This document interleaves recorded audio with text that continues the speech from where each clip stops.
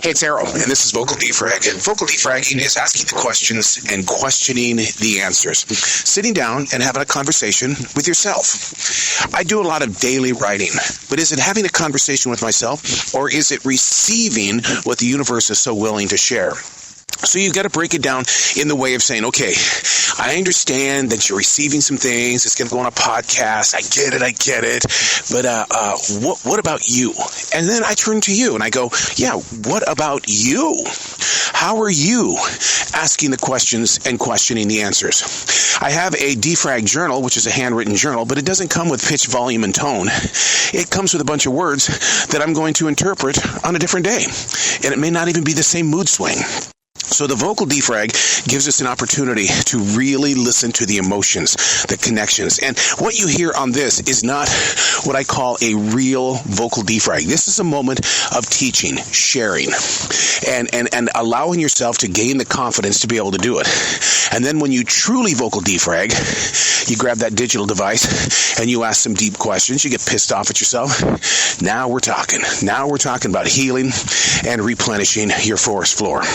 In fact, speaking of a forest, that's what we do when we do a Vocal Defrag, is that we're walking through a forest. And man, it's cold as hell out here. It's playing hard on the imagination because you just want to shiver.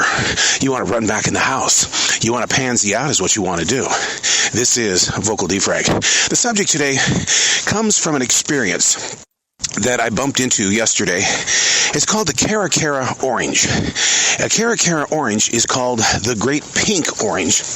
And according to TikTok, it's like one of the hottest things on the planet right now because it has less acid, it's got a better flavor, and it doesn't look like a navel orange because a navel orange has a navel. The Cara Cara orange, it hangs from a tree just like an apple does. But that's not the subject today. The subject is, it's not made by nature. It was cross-pollinated by man, first arriving in 1976 in Venezuela.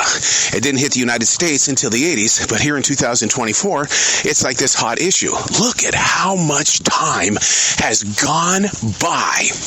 And then I have to ask you to look at yourself in the mirror and ask yourself, how much time goes by before you quit what you thought was a great idea? How many days or minutes go by before you say, I'm out of here. This isn't panning out. I quit. Or I'm going to come back to it a different day.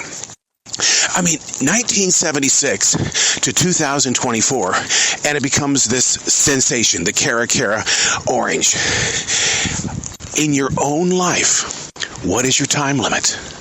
That has been a huge struggle in my life because as a radio announcer on terrestrial radio, Andrew Ashwood used to sit down with me and say, you're driving me crazy. He says, you got to understand that this business is about change. If it doesn't work out, you move on, you move on, you move on. So therefore, I restructured my life into accepting change, into going into areas where it's like, okay, you know what? I'm not going to judge the moment. I'm just going to move away from the moment. And then you hear the story of the Cara Cara orange. All these years to locate its popularity. Maybe that's where we need to be. Maybe that's the place where we'll find that inner peace by saying, look, I'm going to plant the seed, but I'm not going to expect fruit this year. I expect fruit maybe 1 or 2 years. We'll let this thing grow. We'll prune the limbs off from it. We'll do things that we're supposed to naturally. Because in reality, just like the Cara Cara orange, are we not repollinized as well? Aren't we the fixture of everybody else's thoughts, ambitions, and orders? Of course we are. Every single one of us are a piece of somebody else. And we have to decide, do I like me or do I need to change? Oh my God, change. Every day, change. When the Cara Cara orange took these years to get here. It blows me away on how we like to measure everything that we do, have failed at, accomplished, sold out to. It's all based on time. And if we don't have the time for it, we're getting out of here. See, you got to make time in these modern days. You got to put yourself in a position of, okay, this is what I've got to do no matter what. And here's how I kind of beat that right now. I live a very structured Google Calendar lifestyle. But what was happening is that I would always do things that were related to whatever job that I was expected to do that particular day. I would go from the podcast studio to the essential job, maybe the transition walk in the middle. But there was never any fun. There was nothing involved in this situation that allowed me to look forward to something. So I went out and I got a pair of those ocular goggles. Every day at 12:20, I go bowling. I bowl 3 games inside the ocular goggles because I'm able to look forward to something other than work.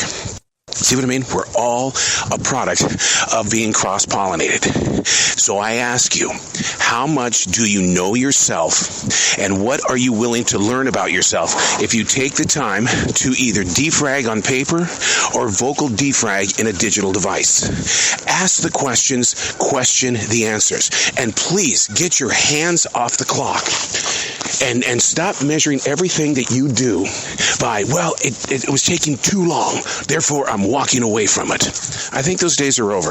We need to stop wanting instant victory. This isn't American Idol or America's Got Talent, and even if it was, it's still 12 to 14 weeks of trying to convince people to like you. Well, what happens if you don't like yourself? Yeah. Ask the questions, question the answers. It's called vocal defragging. I'm Arrow.